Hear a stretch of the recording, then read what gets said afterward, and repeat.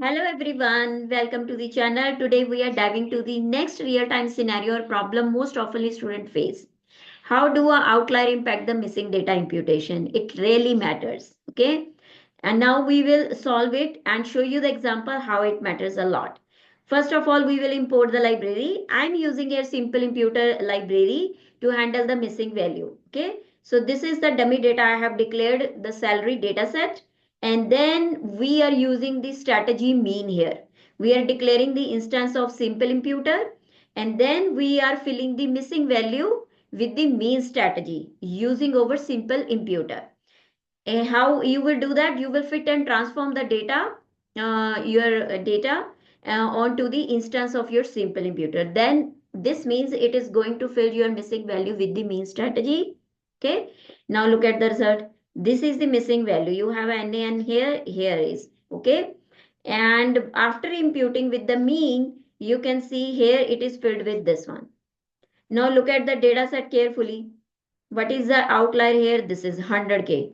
All salary ranges are in the range, but this is the outlier exists in your data set. Okay. But when I applied the mean strategy, it gave me this result. Okay. So now we will move on to the second strategy. This is median. Look at this. Now I will apply the mean strategy, fill the missing value with the, median strategy, fill the missing value with median. Now look the difference. So this is your normal missing value. This is filled with your mean and this is filled with your median. Now see the difference. Okay. So this means median strategy is best as an imputational method if outlier exists in your data set because it is robust to your outliers. But mean is not robust to outliers. So you will get it will fill the missing value including your that outlier values as well, which is not recommended because in this case your model will become biased. Okay. And you need to go back and then you need to change your strategy to handle the missing value. So you need to take care of this thing when outlier exists in your data set. Look at it carefully. You can also try the here KDE plot to check the outlier visually. Okay. So I did not add the visualization because we have a short time.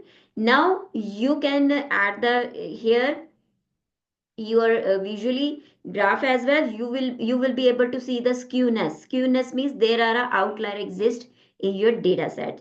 So this was all about our today's video. See you in the next video. Stay connected with me, keep watching the video. Happy AI coding.